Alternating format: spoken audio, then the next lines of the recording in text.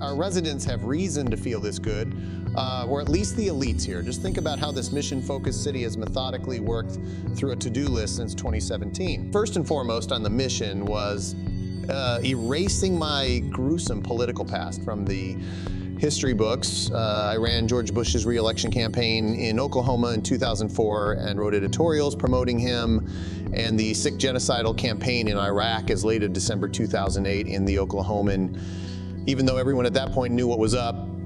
Know what I'm saying? Also, remember, I was a page supervisor for convicted pedophile Dennis Hastert for my first political job.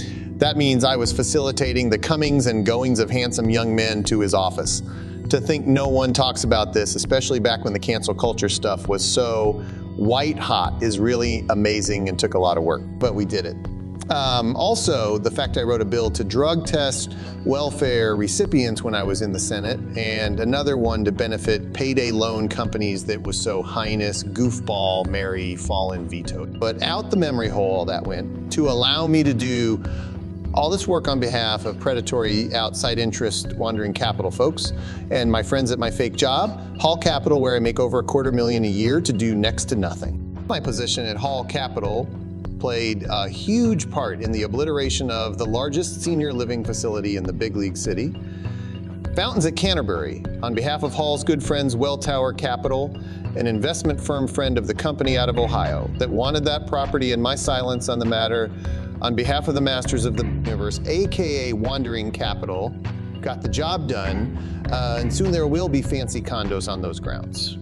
There were many deaths amongst the senior living folks, especially those that were in memory care.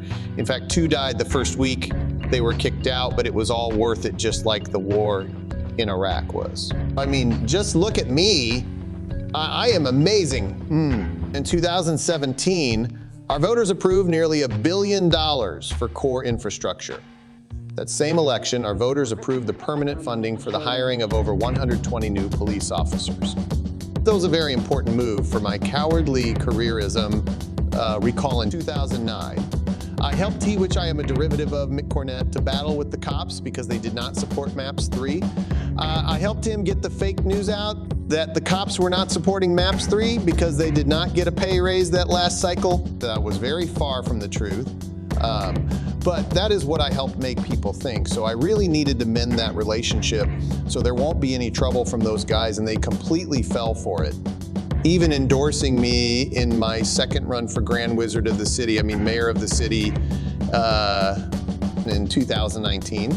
By a record margin, our voters were coerced by endless propaganda to make a statement that they wanted to invest in quality of life for the elites of the city, especially vague statements pretending to address human needs, and also in our neighborhoods. That was the $1.1 billion for the 16 projects of MAPS 4. Big note that when COVID came, I told everyone that we could not change any of the projects for the new world we were facing, even though the Supreme Court had recently ruled against Ed's case, stating they wouldn't hear it, as there are no mandates for any of the projects. But I successfully tricked the bewildered herd to believing they could not be changed, that we must plow forward with the radically neoliberal greed over taste items. But then get this, because this is really funny, I changed some of the projects to align with the needs of the billionaire Thunder owner. Funny stuff, huh? So, anyway, then this cool funny thing happened. Last year, the voters of Oklahoma County committed $260 million to build a much needed new county jail. That's outside my jurisdiction, kind of. We ran an illegal campaign to make it happen out of the taxpayer subsidized Chamber of Commerce. My ALASH back. Look, like contest winner friend Timothy Tardibono ran it out of his office there. Funny stuff, totally illegal, but who cares? We do as we please. You don't know this, even though it's allegedly public info, they get a ton of money via all the hotel motel tax revenue. To think that you probably are literally paying for your own brainwashing on behalf of the elites at the chamber cracks me. And also to think about how many people have died at the jail since the chamber took it over. In fact, more than died at Rikers Island, and these are the folks behind that. And soon behind asking you for a new Thunder Arena is so cool, kind of lets me know I have unlimited power to do anything I desire. God bless complacency. It is a good thing, my friends.